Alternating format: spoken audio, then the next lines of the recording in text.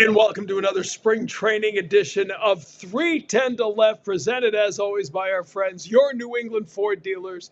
Tom Caron with you down here in Fort Myers as this team is starting to come together. We're closing in on the regular season now, less than 2 weeks before this team breaks and heads north. 2 weeks from now is opening day in Texas. So the tough decisions are coming. Alex Gore talking about who's not going to be ready. We knew that Cutter Crawford was going to be behind with his knee. Now Brian Bayo, we're told, will be on the IL when this begins. So the search on for a fifth starter right now. We're talking about the Richard Fitzes, Quinn Priesters, Cooper Criswells of the world. They're all in the mix. And even things like Wilyer Abreu, who has yet to play in a game. Rafael Devers, who is expected to play in his first game this Saturday as designated hitter. Time becoming an issue. Masataka Yoshida, good to go as DH, but he's only thrown from 60 feet, and they want him ready for the outfield. There's a chance he could be on the injured list when it begins as they continue to stretch him out throwing so that he can be with the team as an outfielder. The decisions are starting to get real as we look on the short-term outlook of the Boston Red Sox. But today, we're going to be talking about the longer-term outlook of the Red Sox, because Thursday night in Port Charlotte, the spring training home of the Tampa Bay Rays, it will be the second Major League Baseball spring breakout game. The spring training prospect showcase is back for year two. It debuted in 2024. That game was at JetBlue Park as the Red Sox had their best prospects on the field. And over the next 4 days, there will be 16 different spring breakout matchups, including the Red Sox prospects taking on the Tampa Bay Ray prospects. 71 of the top 100 prospects in baseball, according to MLB Pipeline, will be in these games, including the top prospects for the Boston Red Sox: Roman Anthony and Kristian Campbell, Marcelo Mayer, Franklin Arias. All the top prospects, for the most part, are going to be on the roster and in action. It's a good opportunity for these young players to be playing against their peers, right? It's not just against major league pitchers or getting in late as a substitute in the spring training game. These are the top prospects for each organization going head to head. So facing the guys they ostensibly could be facing at the major league level for years to come, and doing it at the major league spring training stadiums. Grapefruit League in Florida, Arizona's Cactus League, good crowds, little bit of pressure as these young prospects face one another. When you talk prospects, there are few people better to talk with than our guest in this episode of 310 to Left. Keith Law, longtime of ESPN, now with The Athletic, does as good a job as anyone in looking at the draft, looking at amateur baseball, and then looking at prospects as they are developed through systems. Every year he rates the 30 teams' systems, rates the individual prospects. Currently has the Red Sox as the number 2 system in all of baseball, has Roman Anthony as the number 1 prospect in all of baseball, Kristian Campbell as the number 9 prospect. Marcelo Mayer, only because of recent injuries, has dropped to number 28, but that's 2 of the top 10, 3 of the top 30, and overall the number 2 system in baseball. So we asked him to join us to talk about these games, these spring breakout games, and to talk specifically about the Red Sox and some of the prospects you'll be seeing now and in the not too distant future. So here's Keith Law of The Athletic, our guest on 310 to Left, presented by your New England Ford dealers.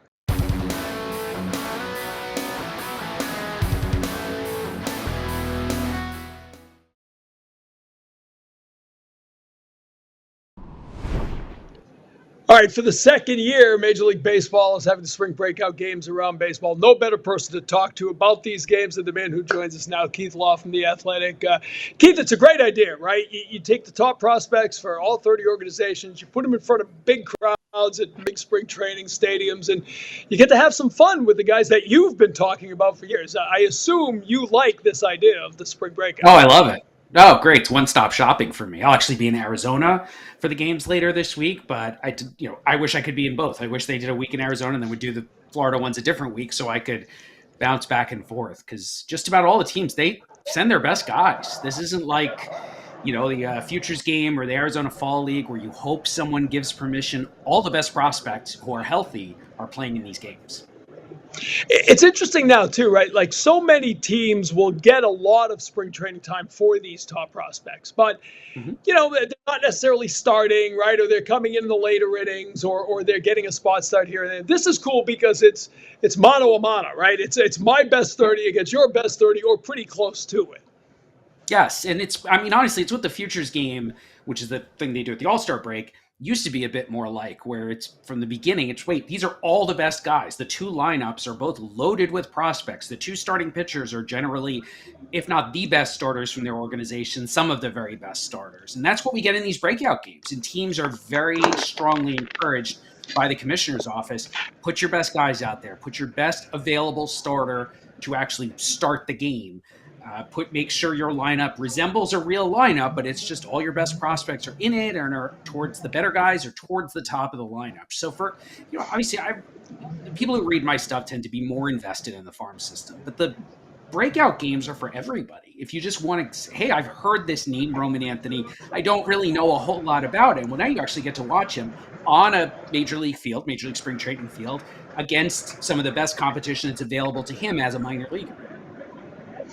So let's talk about Roman Anthony and the other guys in the system, right? You had them ranked number 2 system in baseball at the beginning of camp. And that's pretty impressive considering they traded away Kyle Teal and 4 prospects total in that deal for Garrett Crochet, right? I mean, this is an organization that over the Chaim Bloom tenure and now into Craig Breslow made it an effort to rebuild the pipeline, rebuild the system. And at least as we stand here, they've done a pretty good job of it, haven't they? I think they've done a great job, and I'm glad you mentioned the work that Chaim Bloom did. He's with the Cardinals now, but obviously he took a lot of heat from fans while he was with the Red Sox, but now you're seeing a lot of the fruits from the seeds that he planted while he was still with Boston. I think they drafted better. I think they developed better. They seem to continue to do well in the international free agent front. Now you're starting to see some of those guys bubble up to the top level of the system or to be useful in trades. As you said, in the Garrett Crochet trade, they traded 4 guys, 2 of whom were in my top 50 prospects coming into the year. If they hadn't made that trade, they might have had the number 1 overall farm system. And they probably have a little more talent at the very top than anybody else in baseball. AAA or guys in AA who are going to get there fast. They had them behind Seattle. Seattle has more long-term upside, but Seattle's best players are a little further from the majors. So there's a little bit of subjectivity too. If you just want to favor the guys who you're going to see in the majors in the next 12 to 18 months, you probably would pick the Red Sox as your top system, even after that trade. And it all begins with the big 3, right? Could have been the big 4, but Teal's gone now. But we got, Roman Anthony, Marcelo Mayer, Kristian Campbell, who worked his way into that group over a wild season last year for him. But, I was trying to think and go back to the last time there was this kind of excitement about a group of prospects here. You go back to like maybe 2012, 2013, right, when Mookie Betts and Xander Bogaerts and Christian Vasquez, even Jackie Bradley Jr., Benintendi a little behind them, right? You had that whole group working their way up. That's what this feels like right now in Boston. Yes. I mean, you feel like you're looking at the future core of the Red Sox lineup for, at least the next 6-7 years. And you would like to think beyond that this is how they start building or rebuilding a championship caliber lineup. And that you've got guys who play different positions too, where these 3, you could see a future where Mayer's at shortstop, Campbell's at second base, Anthony is probably in one of the outfield corners, obviously, because they center fielders, but he is nominally a center fielder right now. And that's one of the things that makes them all so valuable is they can, at least in theory, play up the middle and produce extremely well offensively relative to the positions we're asking them to play. And 2 of those 3 have already gotten to AAA and produced there. If Marcelo could just stay healthy, he might be right with those other 2. I had him quite a bit behind, about 20 spots behind on my overall ranking. And the biggest reason is that he just hasn't been healthy enough. Whereas Anthony and Campbell got up to AAA to end last year, and they kept on hitting. And they kept hitting for power, and they kept hitting for hard contact. What they did at that top level with the adjustment, it's a big adjustment to go from AA to AAA, really cemented them as 2 of the top 10 or 15 prospects in all of baseball. Roman Anthony is the alpha dog, right? I mean, he's the guy that the other prospects gather around. I remember Rich Hill, old enough to be his father, right? When he was on his rehab last year, signing, when he came back up, he said, Roman Anthony, you got to keep an eye on this guy. Like a Jackson Holiday type of maturity for a young man that you don't see very often. Because he's an outfielder and they've got a pretty good setup in the outfield to begin the season, he probably won't break camp unless there's an injury. I don't think they'd want to use him for 2 or 3 weeks of Wilyer Abreu, because I think when they call up Roman Anthony, they want to call up Roman Anthony for good. But this is kind of that prospect that if everything stays on track, we'll be talking about this guy for a long time, won't we? And I think you're right that he is the type of prospect, too, that they want to, when he comes up, he's coming up, right? The intention, and this was the intention with Jackson Holiday, he just struggled so much they had to send him back down. But their intention was, we don't want to call this guy up until we think he's ready to come up and stay. We have a job for him, we have playing time for him, and we think he's ready. In Anthony's case, he's probably ready. I don't want to say that I don't think he's ready. He hasn't played a ton in AAA, you could say, and he's young. He moved very quickly through the system in the last 2 years. You could certainly argue, well, a little more time isn't going to hurt him. And I am fine with that. I don't think there's a reason he needs to be on the major league roster right now. But I do think he is the guy you build roster plans around. He is that sort of prospect, particularly that sort of offensive prospect. He just does absolutely everything you want at the plate. It might be the best looking swing anywhere in the minors, left or right. I mean, I will never, ever forget the first time I saw him live as a pro, because I'd seen him in high school, changed his swing. I walk into the park at Reading, I walk up the line. He is at the plate, laces a double the other way, and I was like, oh my God, that's the best swing in baseball right there. When did that happen? I saw you in high school and it didn't look like that. And it is picture perfect. And he just does it every single time, with plate discipline, with hand strength, with hard contact, just right down the line, all the things, particularly that advanced teams are looking for now in hitting prospects, every single box.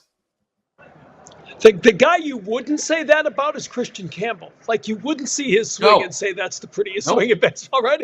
It's a funky swing. It's a different swing. But, man, if you talk to the people here, the driveline people, the coaching staff, the people who've worked with him in the cages, like, there hasn't been a guy who has bought into their beliefs and bought into the swing speed. Like, what can I get my bat speed to?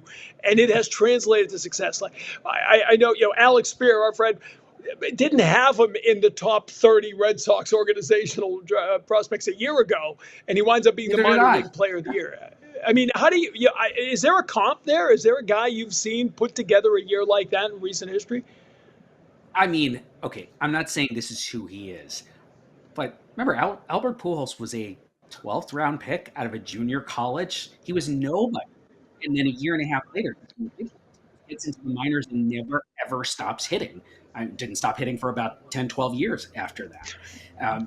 We get those guys. I mean, Mookie Betts was a bit like that, right? He was a 5th round pick. And the comparison between Betts and Campbell fits a little bit too, because in both cases, it was the Red Sox area scout. It was Danny Watkins for Betts. It was Kirk Frederickson for Campbell, who saw the player, got to know the player, believed in the athleticism, believed this kid has the aptitude and he's going to buy into what we're offering, and he's going to work as much as he needs to work to get the most out of his tools. Campbell played just 1 year in college. He was a redshirt freshman who was age eligible for the draft. That is also really unusual. Also, it meant that there wasn't a lot of track record, a lot of history. The teams hadn't seen him. There wasn't even a lot of data available on him. So for the Red Sox, for Frederickson, the area scout, to really pound the table, he had a lot of conviction that Campbell was not just the type of player, the type of athlete, and the type of person who could get into Boston's system and thrive. And it turned out his evaluation was exactly right. Everything you said is true. And I find it really interesting. I talk to a lot of scouts for what I do as well. In addition to looking at data and looking at video and seeing players myself, how many scouts came back and saw that swing, which it's funky, and they were like, that's fine. It's fine. He's going to hit. He's a star. I did not get a single person say to me, back off, you're too high on him, he's not that good. Everyone thinks he's going to hit. Everyone thinks he's, at worst, he's just going to be a really, really good second baseman. And that's, honestly, I just kept moving him up my top 100 as I went through iterations, because all the feedback I was getting from outside the organization was so positive. And it's really interesting to watch a guy like that this spring, right? Because unlike Anthony, there's a road to opening day for Kristian Yep. Campbell, right? The second base spot is very much up in arms. Well, so is third base, unless you listen to Rafael Devers, but we'll see how that plays That's out. right. But, it's interesting. They've got him in left field because if you do need a couple of weeks to fill in for Willie Abreu, maybe it's Campbell who can play a little left field, then settle in at second base. Like, there is a direct route through this spring to opening day for Kristian Campbell. That's exciting. And I think Campbell's the one thing that separates one other thing, I guess, that separates him from the other two in the big three. He has that versatility, right? He's played second. He played some short. He's not a shortstop. But also, if he had to stand at shortstop for 3 days, you could probably let him do that. And I think he can play all over the outfield. Best in left, capable in center. Not really sure if the arm is going to be enough for a long-term right field. But again, he could stand out there. Maybe they look at him and say, first of all, I think there's every reason to think he's as ready for the majors as Anthony is, if not a little more so, because he's older. But also, we can carry him even if he doesn't have a single position. We might move him around a little bit. Maybe it's mostly second base, but he stands in left field a little bit. Or maybe it's the other way around. He's mostly left field, but we play him a little bit at second, and he can back up at some other positions. Helps keep him on the roster, get him some more at-bats for the first couple of weeks as other things sort themselves out. You figure out who's healthy. You figure out who's ready. Maybe you figure out, maybe Trevor Story, he's healthy, but he takes another step backwards, so we need to move some guys around. Campbell is already there. You can slide him into an everyday spot.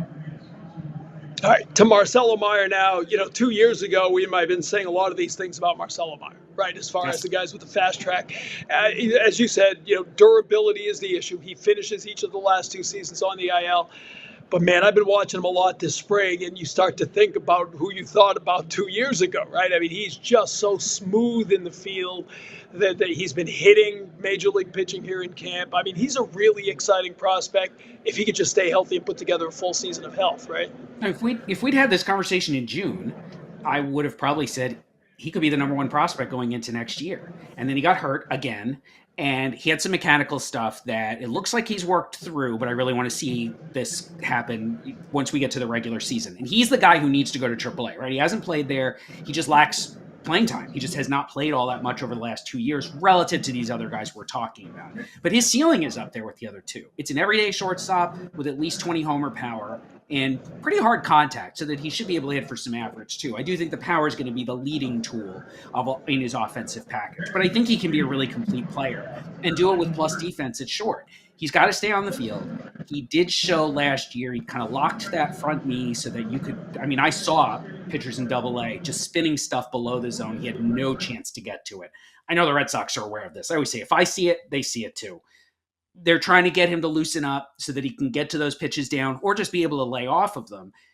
He needs more reps. That's the biggest thing, though. Beyond everything else, he's just got to get some reps. It might be a month in AAA. I can't tell you exactly how long it'll be. I don't think it's going to be a whole season. I think by mid-year, he is banging on the door, and they're trying to find a way to make room for him to come to the club.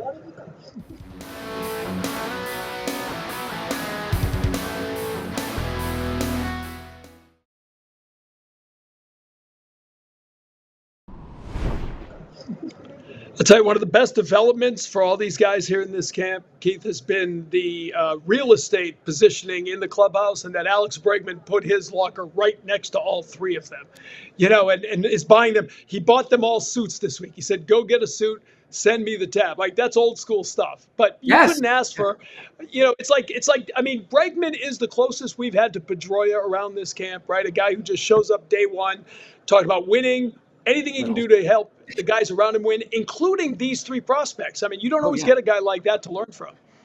And Bregman, I've met Alex the first time. I think he was still in college at that point. I saw him in high school. He's always been incredibly talented. He's always been sort of destined for a high draft pick, destined for a big role. But he has that Pedroia sort of, little guy mentality. I can say that. Alex is only about an inch or so taller than I am. But it's, I'm small, but I'm going to beat you. I would probably be using more profanity if we were not on it. But, that's the mentality, right? That's just, this is the way we're going to destroy that guy. It's what you used to hear about Pedroia. Pedroia would walk in and it's what Justin Verlander's pitching. That guy sucks. We're going to destroy him today. Bregman's like that. And it actually makes me really happy to hear that this many years on, right? I'm thinking of when I saw Bregman as an amateur 10 years ago, right? To hear he's very much still that guy. All this money, all this success, 2 World Series rings. he still is that person. I'm not surprised, but people change, obviously. They don't have to, he doesn't have to be that person anymore. It's great to hear that he still is. War number 30 at LSU because 30 teams passed on him in the first round, right? Where's number 2 today because he wasn't the first pick overall? Like, that's the kind of attitude you want. It's the best. It's very Pedroia. First time I ever met Pedroia, he said I wasn't good. It's like, yeah, I did. You're right. I'll tell you, You're absolutely right. My favorite Pedroia, and I covered his whole career, but my favorite Pedroia quote with me was he was sitting on the show once in 2009 telling me how he's going to prove everybody wrong. And I was like, they voted you MVP. I mean, who are we trying to prove wrong? He's like, I don't know, there's somebody out there who didn't vote for me. It's like, all right, that's fine. Whatever it takes. All right, we've gone this far, and we haven't talked pitching at all, right? We could have done this 2 years ago, and we may have never talked pitching if we were doing a prospect. Right? But they have addressed it, right?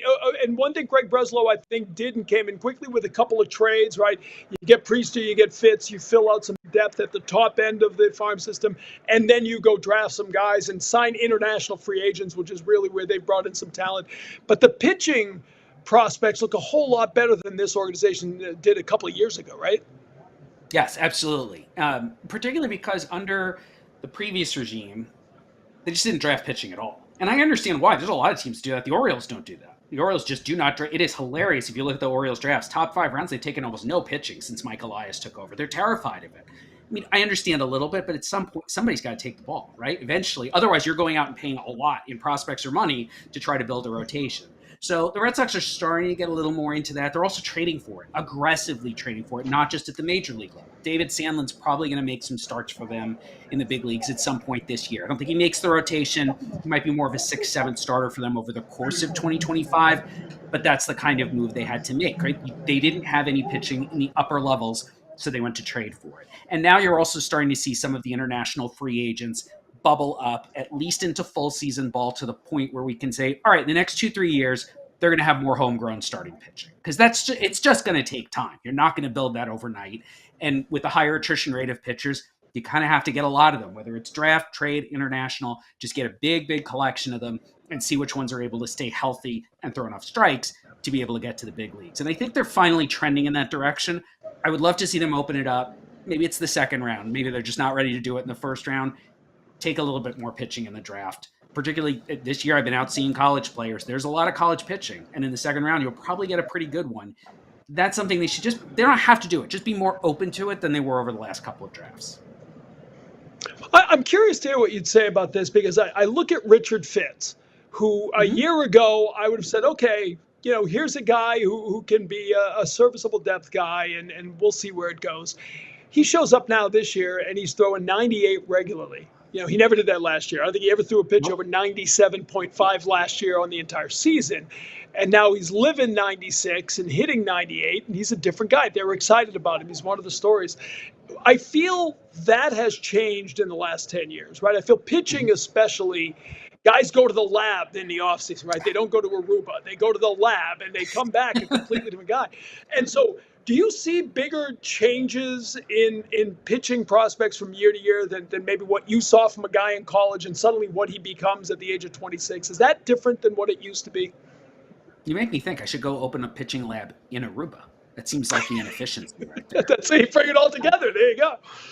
And you are absolutely right. In fact, I wish I knew who wrote it, but someone at MLB.com just in the last couple of days did a whole story on, this was pitchers of all ages who have new pitches this spring. There's so much pitch design happening. It's happening within clubs, and it's happening at these pitching labs. Max Meyer showed up with a sweeper. He had a traditional slider in college. He still does have it. Now he's also got a sweeper to go with it. I'm not sure that's exactly the pitch that he needed, but that didn't happen that often. You couldn't write a whole story, I would say even 5 years ago. Here's 12 pitchers who we have identified through data as having a brand new pitch this spring. It's not just he said, well, I got a different grip. No, we can actually see that the shape, the spin, the velocity make it a distinct pitch. That does happen all the time. And the most common thing of all is guys showing up with more velocity. In Fitz's case, I just want to see him hold it, right? Can he pitch at that velocity as a starter 2-3 times through an order? Because coming into the season, I said he's perfectly fine. He's a 5th starter. That's it. There's nothing beyond that. He doesn't miss enough bats. He doesn't really have a plus pitch. He throws a lot of strikes. He can work deep enough into games to be a good 5th starter for somebody. Maybe it's not the Red Sox, but for somebody. If he's living 96, bumping 98, and we see that fastball miss more bats too, that's a different guy. And that would mean that, you could say my assessment was wrong. And I would say, yes, it's wrong. But also he changed in a pretty significant way. And that just happens. I never know who's going to do that. But it's also one of the most interesting things in spring training is to roll in. I used to roll in and see who's not throwing as hard because he's hurt. Now it's like, oh, no, I roll in and I see the guys who are throwing harder. That's way more exciting. You mentioned Sandlin before, and again, I feel like fans know the position players coming up and certainly the higher end guys that we talked about, but you kind of got to dive in the weeds a little bit to start to look at the pitching prospects. Peyton Toll is a guy that there's some buzz here about, right? A huge lefty who's got great extension, but these aren't names that Red Sox fans really know. Can you give us a couple that you're pretty excited about right now in this system? Sure. I think beyond the guys you mentioned, Juan Valera is a right-hander who was just in the complex in low A last year. Got the best notes on him from scouts, I would say, of any of the prospects in the Red Sox system. I'm setting Luis Perales aside, who is their number one pitching prospect. He had Tommy John. We're not going to see him until later this summer. Just changed his timetable. He's got the best arm of all their starter prospects. But of guys who are healthy, who you might be able to see at some point this year, I assume Valera is going to start out in low A. He's going to get to high A at some point. He throws a lot of strikes. He was absolutely unhittable last year. Up to 99. The fastball missed enough bats. He's got a true slider and a sweeper. A changeup he's probably going to need to use more. He's got a really quick arm. He's only 18. He's listed at 6'3", 205. I think he's going to get a little bit bigger, a little stronger. It's pretty high ceiling. Of all of their guys, all their pitching prospects, he's the one where you look at the whole package and say, that could be an above average starter in the big leagues. He's just young. They just got to keep him healthy. I'm sure they're going to manage his innings, keep him on a low pitch count. But if you can get out and see him in Salem to start the year, he would be the one to go after. Because I think and then Perales, once he's back and healthy, because Perales was also up to 99 with a pretty good breaking ball, was throwing more strikes last year too. That's the sad part. He was finally putting it together, and then the elbow went, which just seems to be the way. But I think he'll be back by the end of the season, maybe in Arizona Fall League. So those would be the two names beyond the guys you mentioned who I think stand out as guys who could be starters, right? That's the difference in the conversation. Now they have prospects we can say, this guy is good enough that someday he could start games for the Red Sox, not just start games for a second division team, but actually for a playoff contender. We talk about prospects, right? You want to see them develop and become major players, or prospect capital that gets your crochet. Kyle Teal's gone. Totally changes the future of the catching position with this team, right? You can sort of map it out pretty easily. Connor Wong hands it off to Kyle Teal. They're together for a while, then it's Teal. That's not going to happen. We all know about the password. We all know about Justinson Garcia, but his brother is probably one of the better prospects catching-wise in the organization. And I'll give Chris Cotillo from Mass Live full credit. He says that Jonathan should be called the username if his brother's the password. I think that's a great potential nickname. That's good. Behind the plate. So, but catching-wise, where is this team going? Tell us a little about the depth at catching. Yeah, he's kind of it, right? I don't think they really have another catching prospect who's sort of on the map. In my top 20, I just pulled it up to make sure I wasn't forgetting something. Yohan Fran's the only catching prospect on the Red Sox top 20. And he had a pretty serious knee injury last May, so we're going to have to see how he looks when he comes back. Can he return to the position? He tore 2 of the ligaments in one of his knees, so that's pretty significant for a guy, obviously, who's expected to squat 100 odd times every game. I'm hoping he can. The bat was certainly going to play there, and he was good enough defensively you could project him as a catcher. But I think to your broader point, trading Teal, that one stung. I was a little surprised that was the guy who got included. I was surprised the White Sox have other catching prospects targeted Teal, because I figured by June 1st of this year, Teal's probably taking half of the playing time for the Red Sox before they traded him. He was so advanced when he came out of the University of Virginia. I thought, well, that's the idea. He's going to get there fast, and he fills a need. They don't have an advanced catching prospect in the system. Now they're in that position where, once again, they kind of don't have one. And it's a position they're probably going to have to, and maybe both, but either target with one of their first couple picks in the draft, or more likely try to address via trade this season or maybe after this season. So let us look at that ahead. You're already, I've read your stuff. You're already on the draft for the coming year. Give us some feel for the depth and breadth of what this draft is going to look like. Right now, the very top of the draft is not great. We are all of us are disagreeing. All folks like me, Jim Callis, Kylie McDaniel, we're all disagreeing on who the top couple of prospects are, who's actually number one. There's just not a clear guy at the top of the draft, but it's really deep through the first round. Ton of college bats, quite a bit of college pitching. We've seen a lot of guys show up with more velocity this spring. Liam Doyle, a lefty at Tennessee, transfers in from Mississippi. Last year, he was more like 93, 95. He's living 98 now, and nobody can hit it. There's a bunch of those guys across Division I who come out firing bullets, and they're holding it at least through 4 or 5 weeks. So it looks like it's going to be a pretty good, I would say, day one. First comp, second round, a lot of college guys, hitters and pitchers. Definitely lighter on the high school hitting side. Red Sox have been willing to take both. I think they are more inclined to take the college guy in the first round. This draft probably suits that philosophy. And then in the second round, there are always the high school guys who fall more for signability reasons, where you can overspend to maybe get a guy you think is another first-round talent. They did it with Anthony. They did it with Nazan Zanatello. That one hasn't worked out, but I agree with the philosophy. Go out, take the sure thing in the first round, go spend some more money in the second round to take a shot at some big ceiling. All right, so I'll end it here by sort of bringing it full circle back to the beginning. We talked about Heimblum, what he did over 5 years, what Craig Breslow is trying to do now. But, when Dave Dombrowski was here, and we saw him here with Philadelphia this week when they came in for their game, Dave Dombrowski won a World Series 2018, traded away whatever it was, 47 prospects over the course of a few years to get there. Ownership here made it clear they want to create something sustainable, right? That we've seen good franchises be very good at the major league level and continue to supplement it through the farm system. If you were grading the Red Sox over the last 5-6 years and sort of assessing what they have done with this system, I asked you at the beginning about the job they've done rebuilding it. How good a job have they done rebuilding it? And where do they need to go from here? I think they've done a great job, right? The system was not that good even maybe 18 months ago, where it was completely devoid of pitching. I think all the pitching of note was in the complex or even in the DSL, which almost doesn't count. They're so far away at that point. They had some hitters, but several guys have come into the system and gotten better. Anthony gets better after he gets drafted. Campbell obviously gets a lot better after he gets drafted. That's a really good sign, too, because you could argue they were drafting fine, but they weren't developing guys. Guys weren't getting better. Some guys were regressing. Guys were going to levels they weren't ready for. I think they've worked a lot of that out particularly in the last 2 years or so, where it's just better decisions and better processes kind of across the board, scouting and player development, that allows them to make a deal like the one for Crochet and still have the second best farm system in all of baseball, despite the fact they traded 2 great prospects and 2 others who are going to probably play in the big leagues at some point. So I think they've done a tremendous job.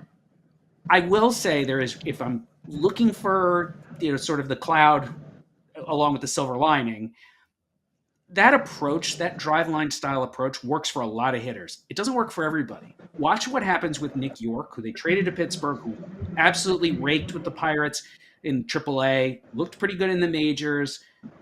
It didn't work for him. It's not a one-size-fits-all approach, and I'm curious if certain prospects will kind of get flushed out of the system because the Red Sox say, we can't do our sort of pull the ball in the air as much as possible approach. It's working for Campbell. It's working for Anthony. It's going to work for a lot of guys. There are always those sorts of players who they have their own approach, or it's their whole field approach. I'm not a one-size-fits-all guy either. I think prospects come in all sorts of shapes and sizes.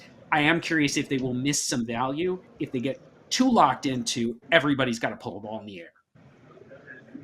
Yeah, that's really interesting, and you're right. When you walk in, that's the first sign you see here, right? The quote from Ted Williams, we're going to hit the ball hard, we're going to hit it in the air.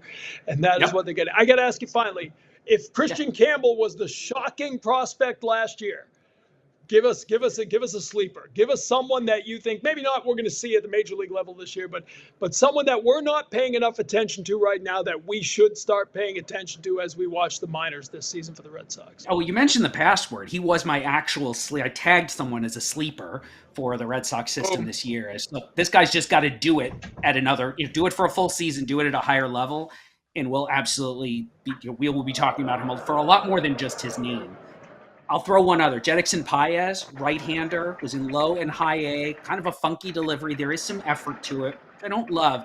He throws a ton of strikes. And when guys have funky deliveries, but they show they can throw strikes, command the fastball, keep the walks down, that's generally where I'll back off and say, all right, it's working. Don't touch him. Don't change him. You hope he doesn't get hurt. But that's one of the biggest concerns with unusual deliveries. They can't repeat. They can't throw strikes. He's doing it, and he's got a great changeup. He's got enough velocity on the fastball. He has the third pitch in the slider. It's a starter framework if you just look past the delivery. He does it again this year, gets to Double-A. I think we'll be talking about him in that group with Perales and Valera. Great stuff. So much fun to talk about. I love this thing about Spring Breakout is it gets more of us talking about it, right? That is the beauty of this thing. 30 organizations are going to talk about their prospects this weekend, and that's good for baseball. Absolutely. Oh, and you know what? They know it. I've talked to people at Major League Baseball. Do you like this? Is this a good idea? It's the best idea you've had in 20 years. What are you talking about? This is amazing. And I honestly, after last year, I was worried, are they going to do it again? It was so good. And I saw it on the schedule this year. Great. I wish I could get to all 15 of those games. You'll see him on TV. Keith, we appreciate the visit. Thanks so much for spending the time with us. It's your time of year. We'll let you get back to it. Yep, my pleasure.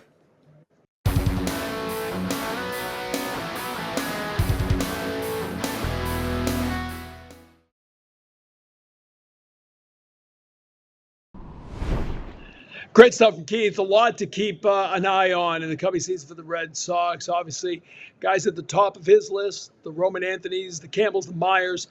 Those are guys you very well might see at the major league level. You might see them at Fenway Park sometime over the course of this season.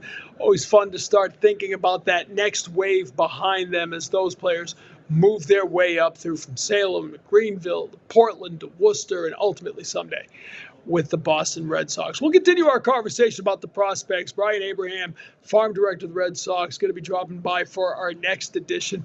But for now, enjoy the spring breakout. Enjoy the young talent you'll get to see. It's a night game, which is also cool, playing under the lights. Gives a little more of a major league feel for these prospects getting into it in Grapefruit League play. We'll see how it all goes, and we'll talk about that with Brian Abraham next week. Meantime, the countdown rolls on, closing in on opening day in Texas. We've got those exhibition games in Mexico. So we'll be leaving Florida a week from Sunday, the 23rd. After the day game, we pack our bags, head to Monterrey, Mexico for a couple of games against Los Sultanes de Monterrey, the Mexican team. That'll be a great experience for everyone involved. We'll be there and bring a couple editions of 310 to Left to you from Mexico. And then we'll all head to Texas where they'll open up against the Texas Rangers. A lot of expectations, a lot of hype around this 2025 team, and it's just about time to get it going. But we got a few more editions coming your way from Florida, including next week. We will see you then. For all of us at Nesson, I'm Tom Caron. Thanks for checking it out. This has been 310 to Left, presented by your New England Ford dealers.